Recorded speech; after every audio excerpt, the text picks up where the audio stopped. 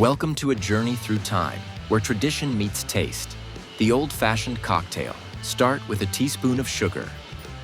Next, add 3 dashes, one of your favorites Angostura bitters.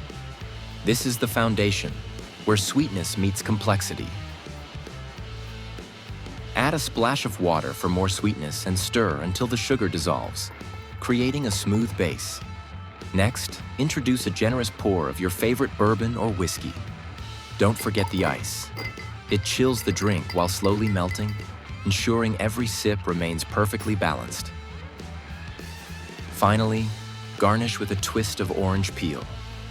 Its bright aroma elevates each sip, a final touch of flair that captures the essence of the old-fashioned.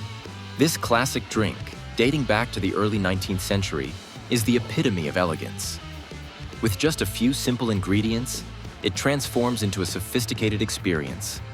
Subscribe to my channel for more delightful experiences.